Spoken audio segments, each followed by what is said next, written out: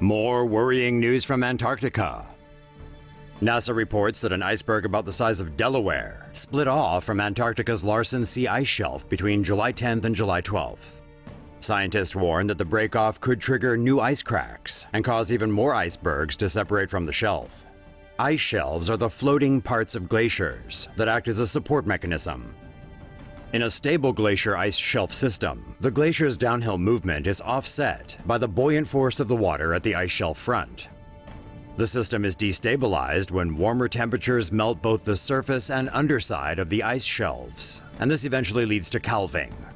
However, collapsed ice shelves do not directly contribute to sea level rise as they float. Once the ice shelves are calved, the buoyant force that previously offset glacier flow is gone, and the glacier can slide into the ocean to rapidly affect sea levels. Experts say the remaining 90% of the Larsen ice shelf is held in place by the Bowden ice rise to the north of the rift and Gips ice rise to the south. Therefore, the ice shelf is unlikely to collapse in the near term. Say no to safe spaces on YouTube. Support TomoNews at patreon.com/TomoNews. So, what's going to happen if Antarctica keeps melting? Here's a few answers. Will California soon be underwater? Researchers are warning that melting ice shelves in Antarctica could cause sea levels to rise higher than expected, with the changes being most apparent in California. Scientists theorize that due to the Earth's rotation and gravitational pull, melting ice in Antarctica, particularly in the western portion, is pulled toward the California coast. This makes rising sea levels more dramatic in the region. For every foot of global sea level rise caused by the melting West Antarctic, sea levels will rise approximately 1.25 feet on the California coast. In 2100, sea levels could rise as high as 6.9 feet in San Francisco and 7.1 feet in La Jolla. The California Ocean Protection Council plans to hold a series of workshops and propose measures to address this issue. British research station in Antarctica skis its way to safety. The British Antarctic Survey has completed the relocation of its Halley Research Station in Antarctica, some 14 miles inland.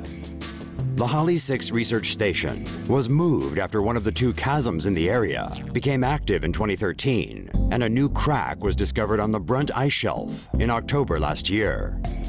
The research station had to be moved 14 miles to a new site for safety. The hydraulic legs allow the station to be raised and lowered, while the skis on the bottom of the legs allow the station to be transported easily. The modules were hauled individually to the new site where they were reassembled.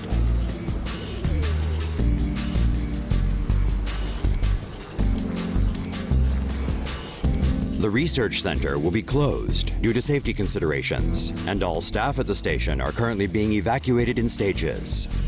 The station will be reopened in November 2017. These penguins might be wiped out because of an iceberg. A giant glacier is wiping out an entire colony of penguins. Short of it being destroyed or moving elsewhere, there's not much that can be done to save the birds.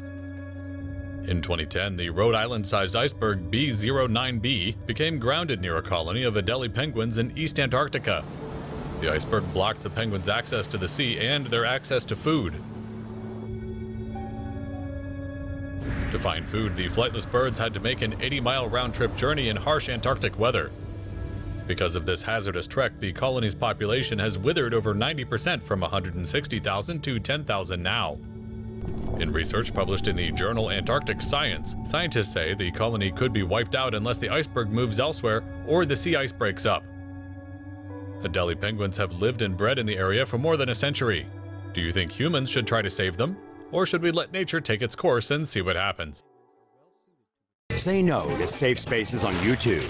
Support TomoNews at patreon.com/TomoNews.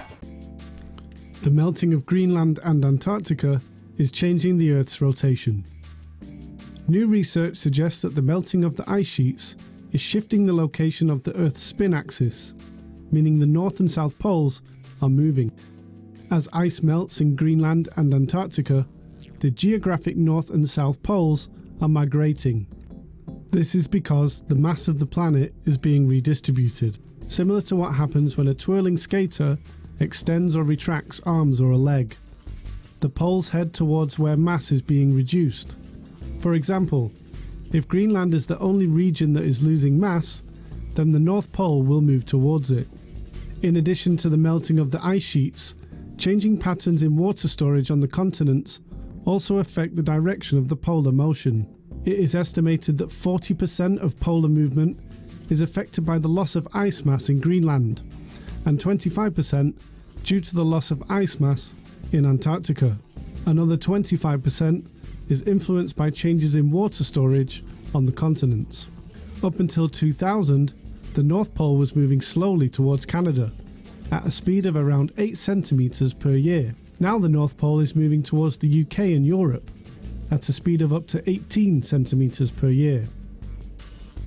The study does not directly attribute the shift in polar movement to human-caused climate change. However, it suggests global warming is a significant factor in melting polar ice mass and smaller glaciers around the world.